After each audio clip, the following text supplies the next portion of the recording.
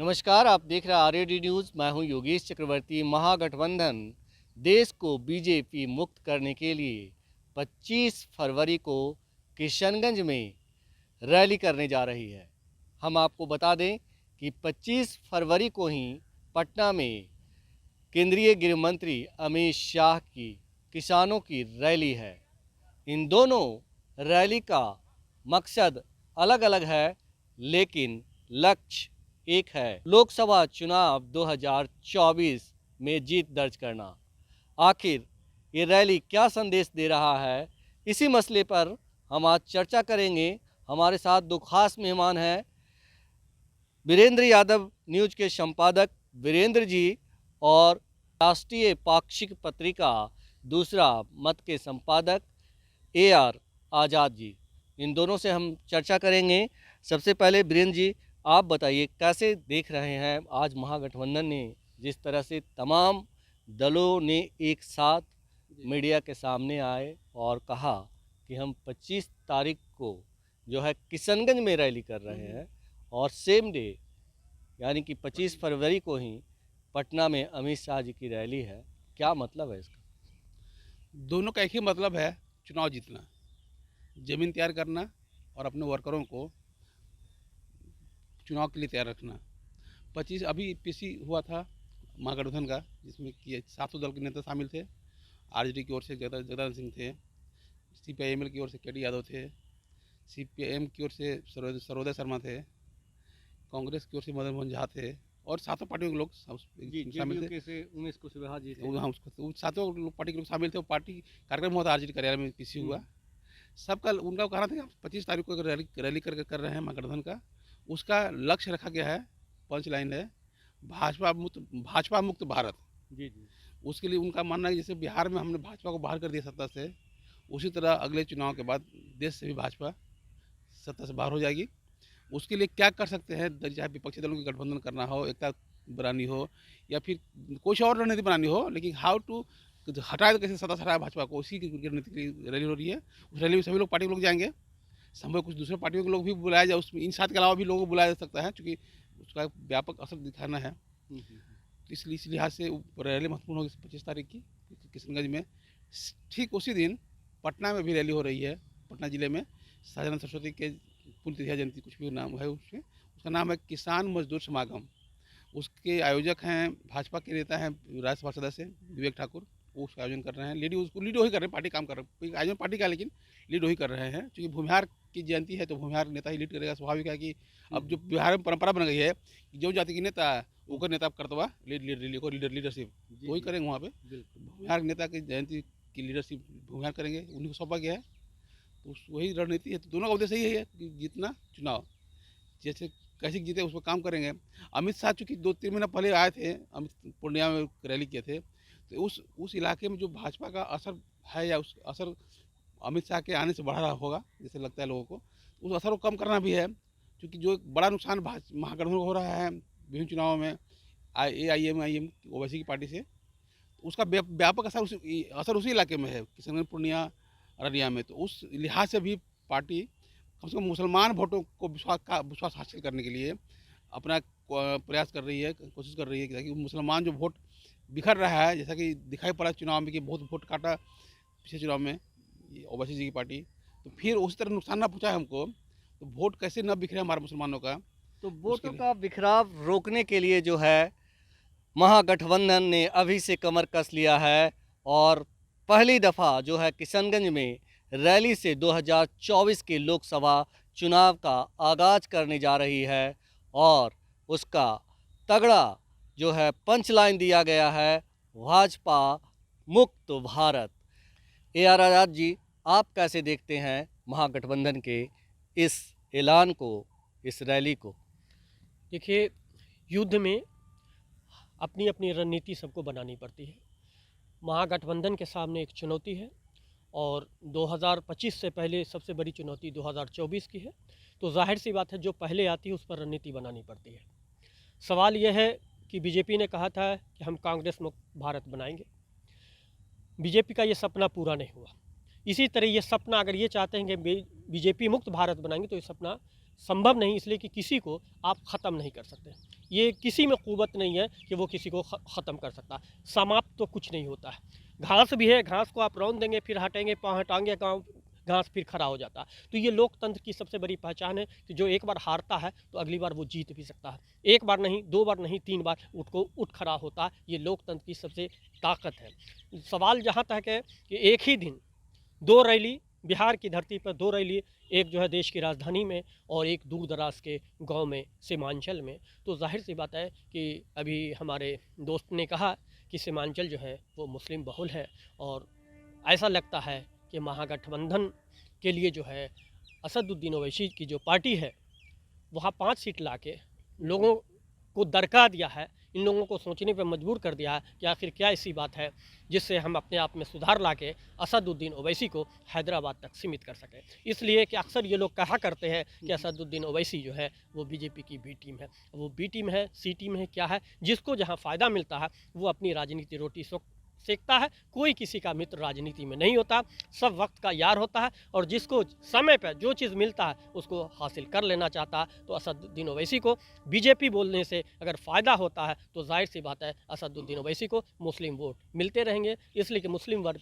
एक वर्ग है जो संघ और बीजेपी का नाम लेने पर वो असदुद्दीन ओवैसी के पाले में पड़ जाते हैं और वोट उनको मिल जाता है। जैसे कभी जो है संघ और बीजेपी बोल के लालू प्रसाद यादव मुस्लिम का थोक वोट लिया करते थे, लेकिन लालू प्रसाद यादव हो या नीतीश कुमार की कमज़ोर हुई है मुसलमानों को लेकर, धीरे धीरे कुछ कमज़ोर हुई स्थिति। अब वो विश्वास नहीं रहा, अब वो वोट बैंक नहीं रहा, एम बाई समीकरण भी नहीं रहा। अब एम बाई समीकरण को ये महागठबंधन चाह रहे हैं कि वो मजबूत हो और साथ साथ जो दूसरे राजनीतिक दल हैं वो भी चाह रहे हैं कि कैसे, और बीजेपी भी जो है वो मुस्लिम वोट पे उसकी नज़र है, वो पसमानदा मुसलमानों को अपने कब्ज़े में लेना चाहती है। यानी जिस तरह से नीतीश कुमार ने कभी दलित और महादलित का एक खेल खेला था, उसी तरह अब मुसलमानों को बांटने के लिए अगड़ा और पिछड़ा, यानी पसमानदा मुसलमान जो है वो पिछड़े को लेके बीजेपी और संघ चाह रही है कि हम मुसलमानों को दो फाड़ कर दें और वो बीजेपी के झोली में जाए। ये हसरत मुगेरीलाल के हसीन सपने भी हो सकते हैं और सच भी हो सकते हैं कि जो मुस्लिम पसमानदा मुस्लिम के जो राजनीतिक सौदागर हैं, अगर वो उनके जाल में फंस जाते हैं तो जाहिर सी बात है कि कुछ छोटी छोटी मछलियाँ भी जो है वोटर की शक्ल में बीजेपी के और संघ के साथ जा सकते हैं। ये बताइए कि ये डैमेज कंट्रोल है महागठबंधन की ओर से, कि मतलब जिस तरह से 2020 के विधानसभा चुनाव में 5 सीटें मिल गई सीमांचल के इलाके में जो है ओवैसी को, तो उसी को मतलब ध्यान में रखकर इस रैली का आयोजन किया गया है। नहीं, वो रैली तो सेकेंडरी चीज़ है, इसलिए कि वो 2025 की है, वो डैमेज कंट्रोल 2025 का। अभी इनको 2000 हम कह रहे हैं 2020 में चुनाव में जो कुछ हुआ, हाँ, उसी का नतीजा है कि डैमेज कंट्रोल करने के लिए 2024 के नतीजे भी चौंकाने वाले ना हों, उसको रोकने के लिए डैमेज कंट्रोल कर रहे हैं। सही है, इसलिए कि 2024 जो है वो बड़ा है, लोकसभा है और बिहार में लगभग 40 सीटें हैं। इस 40 सीट पर अभी जो है जेडीयू और बीजेपी की मजबूत पकड़ थी, अब दोनों जो है अलग अलग हो गए। तो जाहिर सी बात है कि जेडीयू जो है महागठबंधन के साथ है, लेकिन लगभग जो है वो आधी सीट पर ही है और आधी सीट जो है उसको लेने की दोनों में है। अमित शाह जो आ रहे हैं, रैली कर रहे हैं, वो चाह रहे हैं कि हमें लोकसभा की जितनी सीटें हैं उससे कम न हो, बल्कि हम जो है पूरी की पूरी सीट पर काबिज हो जाए।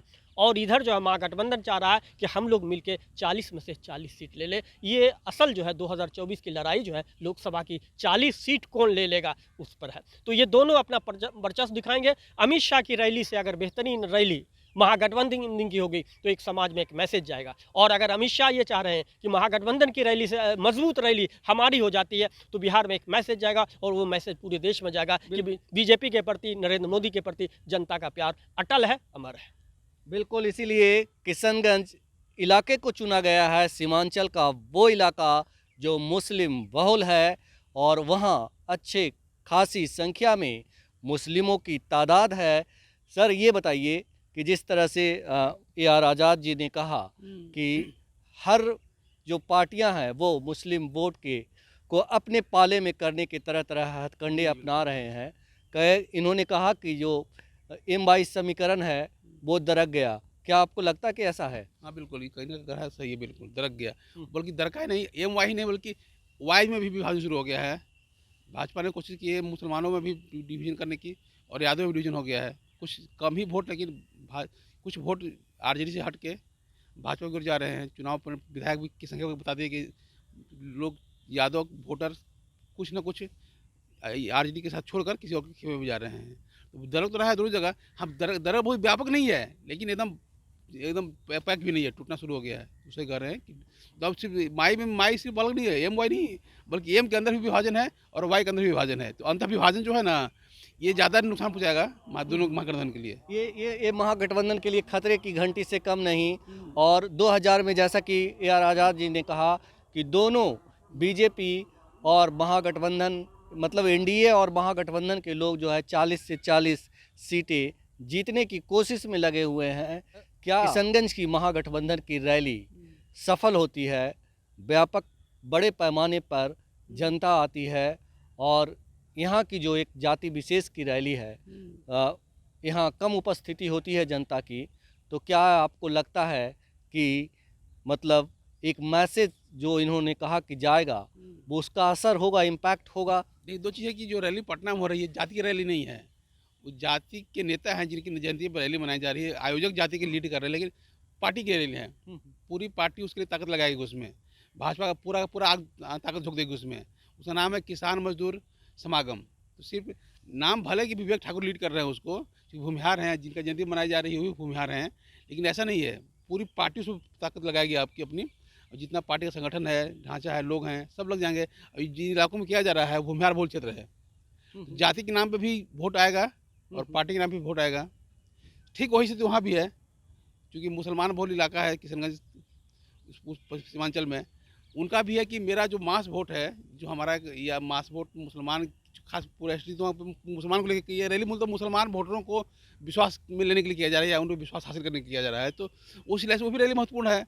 दोनों जो पॉकेट चुने हैं अपना, महागठबंधन ने भी चुना भी है, उसी लिहाज से मुसलमान बहुल इलाकों में गठबंधन रैली, भाजपा मुक्त रैली, और ये भूमिहार बहुल में भूमिहार रैली भूमिहार की नहीं है मतलब, लेकिन लीड वही लोग कर रहे हैं। तो भाजपा की रैली और दोनों की रैली लगभग समान ताकत की रहेगी। और चूँकि दावा तो हर कोई करता है अपना अपना कि हम ज़्यादा कि तुम ज़्यादा या कम, उसमें कोई ज़्यादा अंतर नहीं पड़ता है। इन दावों के बीच आज़ाद जी हम आपसे एक सवाल करते हैं कि CM नीतीश जो हैं वो बिहार का प्रतिनिधित्व करते हैं, बिहार से हैं, और कहीं ना कहीं प्रधानमंत्री पद के लिए प्रोजेक्ट किए जा रहे हैं। तो क्या बिहार में CM नीतीश को लोकसभा चुनाव में इसका फ़ायदा मिलेगा और ज़्यादा से ज़्यादा लोकसभा सीट हासिल होगा उन्हें? क्योंकि बिहार की जनता से जिस तरह से मतलब उन्होंने अपने विकास के, सुशासन के दावे करते हैं, दूसरी बात लोग ये भी सोचेंगे कि हमारा बिहार का जो है कोई शख्स क्यों ना प्रधानमंत्री बने। जी हाँ, ये तो है कि गुजरात के बाद जो है एक मैसेज तो जाता है कि हर प्रांत के लोगों को रहता है कि हमारे यहाँ से, और अभी तक जो है बिहार से कोई प्रधानमंत्री जो है नहीं बना है, तो स्वाभाविक है। लेकिन ये जो लोगों की आस्था है उनको कि उसको नीतीश जी या इनकी पार्टी ये महागठबंधन क्या कितना जगा पाएगी। और दूसरी अभी 24 है, 24 में जो ये लोकसभा की सीटों पर जो बंटवारा होगा तो ये तो बंदर बाट होगा। बीजेपी तो अकेले है या उनके पास छोटे दल हैं जो उसको 1 सीट 2 सीट करके जो अपने सहयोगों को दे देंगे, लेकिन इनके साथ तो इनका कुनबा बहुत बड़ा है। तो वो टिकट की दावेदारी को लेके कितनी उठापटक होगी इसकी भी आप कल्पना कीजिए। 40 सीट तो तब आएगी ना कि सिर्फ नीतीश जी के नाम पर नहीं लड़ेंगे, उसमें तेजस्वी जी का भी नाम होगा, उनमें मांझी जी का भी नाम होगा, उसमें और CPI भी होंगे, वो भी टिकट कांग्रेस भी मांगेगी। तो सबसे पहली बात है कि अभी तक तो ये क्लियर नहीं है कि किसको कितनी सीट होगी। और उस समय की तरह जो 19 सीट जो है अकेले JDU ले आएगी, ये भी जो है अभी कहना जो है, और आप कह भी दें तो कोई दावा नहीं ठोक सकता है। हाँ, इसलिए कि महागठबंधन में सबसे पहले कि नीतीश जी को 20 सीट मिलेगी तब तो 19 की वो कल्पना करेंगे। जी जी जी। इसलिए कि 20 सीट नहीं मिलना है, सिर्फ ये RJD और नीतीश जी नहीं है, बल्कि 8-9 हो सकता है कि लोकसभा में वो 10 दल भी हो जाए, छोटे लोग और भी मिल जाए, उनके साथ हो जाए, तो वो भी 1 सीट से 2 सीट हर लोग मानेंगे।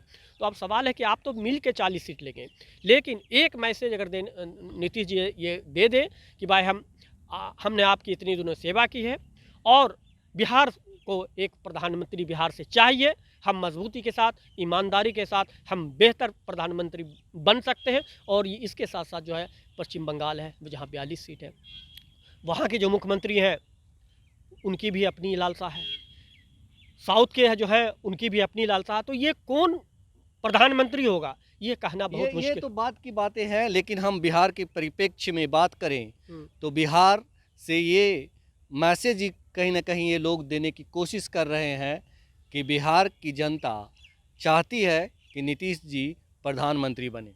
हाँ नहीं, ये अच्छा है और मैं ये शुभकामना पेश करता हूँ कि अगर नीतीश जी खुल के सामने आए और नीतीश जी अपनी पूरी दमखम ताकत दिखाएं, तो जाहिर सी बात है कि इतना तो मैं कह सकता हूँ अभी भी कि वो माननीय मुख्यमंत्री जी, असर असर होगा। अरे असर भी होगा और माननीय मुख्यमंत्री जो है, हम्म। जो प्रेजेंट में, उनसे बेहतर प्रधानमंत्री साबित होंगे। बिल्कुल, तो प्रधानमंत्री बेहतर साबित होंगे नीतीश कुमार जो मौजूदा प्रधानमंत्री हैं उनसे। आपसे मेरा सवाल है कि जिस तरह से कहते हैं कि हर चुनाव में एंटी इनकम्बेंसी जो फैक्टर होता है वो उसका फैक्टर होता है, जो बीजेपी की सरकार है, महंगाई, अडानी और तमाम जो बातें हैं, बजट को लेकर भी अभी चर्चा हो रही है, तो इसका असर 2024 के चुनाव में दिखेगा और इसका भी फ़ायदा जो है महागठबंधन को मिलेगा। नहीं, ये जो शब्द है ना कि अस्थायित्व वाली सरकार है, तो बिहार सरकार 20 साल से नीतीश कुमार जी की है, कहाँ हो रहा है एंटी कमेंसी? लगातार जीत रहे हैं वो। इसका कोई मतलब नहीं कि सरकार में है तो आपके खिलाफ कोई आक्रोश हो, गुस्सा हो। अगर ऐसा होता है नीतीश चुनाव नहीं लड़ 6-7 वर्ष चुनाव नहीं जीतते, 5 में से लेकर अब तो लगातार जीत रहे हैं। सीएम वही पार्टी उनकी ही सत्ता में है, सरकार वही चला रहे हैं। ऐसा कुछ नहीं है कि उसका कुछ असर पड़ता है। लेकिन जहाँ तक केंद्र की बात है तो अभी चुनाव साल बाकी है, साल में कितने मुद्दे आएंगे, कितने मुद्दे जाएंगे, विपक्ष कितना टूटेगा जुटेगा, भाजपा कितने अपने आप को स्ट्रॉन्ग करती है, भाजपा के अंदर कितना विद्रोह हो या एक विश्वास का राजनीति होती है, सब निर्भर करता है। अभी हम बहुत कुछ नहीं कर सकते अब 1 साल बाद क्या होने वाला है, लेकिन ये है कि 1 साल बाद जो भी होगा मजबूत तो भाजपा रहेगी, क्योंकि उससे एक संगठित पार्टी है। बाकी लोग कितना आपस में जोड़ पाते हैं, एक राष्ट्रव्यापी गठबंधन बना के चुनाव लड़ते हैं, भाजपा के खिलाफ कितना मजबूती से खड़ा हो पाएंगे उस समय बताएगा।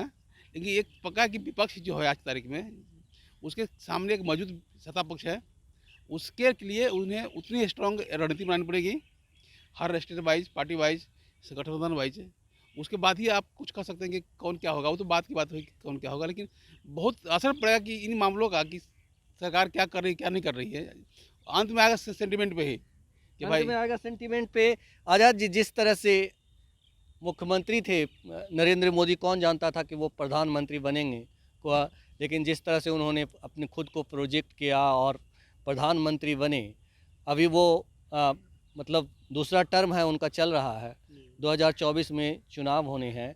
हमारा आपसे सेम सवाल है कि क्या भारत की जनता, देश की जनता नरेंद्र मोदी से खुश है? खास करके दलित पिछड़े के बारे में कहा जाता है कि वो ठगे जा रहे हैं और एक खास वर्ग है जो मलाई खा रहा है।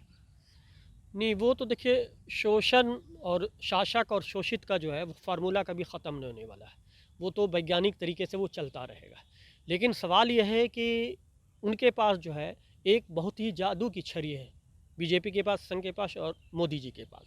वो जादू की छड़ी है कि हिंदू और मुसलमान, ये ध्रुवीकरण एक ऐसा है कि जिसमें जो है वो वोट के समय जब ये चलता है तो मंदिर की बात आ जाती है, मस्जिद की बात आ जाती है, लव जिहाद आ जाता है, उग्रवाद आ जाता है, पाकिस्तान का हमला आ जाता है, आतंकवादी आ जाते हैं और वहाँ विकास गौन हो जाता है। उससे पहले तक वोट जैसे ख़त्म होता है फिर विकास के पहिया जो घुमाने की बात होती है, स्टार्टअप शुरू हो जाता है, बाकी सारी चीज़ शुरू हो जाती है। लेकिन ठीक चुनाव से 1 महीना 2 महीना पहले कहीं न कहीं जो है भारतीय सेना जो रक्षा कर रहे हैं बॉर्डर पर, उनकी गर्दन काट ली जाती है और कहा जाता है कि पाकिस्तान ने गर्दन काट ली। लेकिन हमारे देश के जो प्रधानमंत्री, हमारे देश की जो सेना है, वो पाकिस्तान में घुस के उनकी गर्दन नहीं काटती है और कहा जाता है कि हम 56 इंच का सीना है, तो वहाँ तो आप बदला नहीं लेते हैं। लेकिन नहीं, कैसे? ये तो कह रहा है कि हमने यूरी में अटैक किया, पाकिस्तान में अटैक सब करके। कहने के लिए है, नहीं समझे, उस सबको पता है कि क्या हो रहा है। पाकिस्तान जो एक छोटा सा मुल्क है, आपको आंखें दिखा रहा, तरेर रहा, उधर चाइना आपको आंख दिखा रहा, तरेर रहा। आप सिर्फ अपने मीडिया में जो दिखाना हो तो आप मीडिया में दिखा रहे हैं, हकीकत क्या है दूसरे लोग आप पे जो है सोशल मीडिया कुछ कहता है, आपका मीडिया अलग कहता है। तो यहाँ तो खुद जो है समझने में कितने लोग हैं। मुझे ये बताइए कि देश जो है मोदी मोदी मोदी मोदी के नारों से मतलब आगे बढ़ेगा, कुछ अलग सोचेगा? नहीं, ये तो सोचना है वोटर को।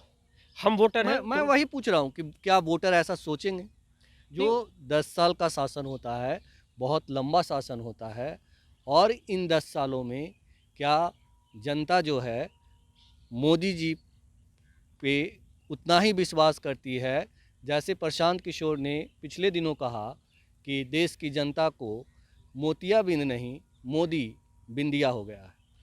नहीं, उन्होंने जो देखा, जो आप भी महसूस करेंगे कि ये सच्चाई है कि जनता को कितना मोतियाबिंद हो गया या मोदीमय हो गए हैं, ये मुझे विश्वास नहीं है। लेकिन वोट के समय कुछ दिन के लिए, जैसे रतौंधी एक बीमारी होती है ना, मोतियाबिंद तो पुरानी बीमारी है, एक रतौंधी बीमारी होती है जो पहले छोटे बच्चों को हो जाता करती थी कुछ दिन के लिए। तो चुनाव के समय देश की जनता को रतौंधी हो जाती है, और हाँ, अब फिर जो है, हाँ, अब फिर जो है वो ठीक हो जाती है। तो वो चुनाव के समय इस बार अगर आप दुआ कीजिए कि नहीं हो। और जागरूकता मीडिया का भी जो काम है, आज मीडिया भी क्या है कि एक पक्षीय हो गया है। उसके कई कारण हैं, मैं मीडिया पे उतना दोष नहीं मरता हूँ, लेकिन दोषी तो मीडिया है।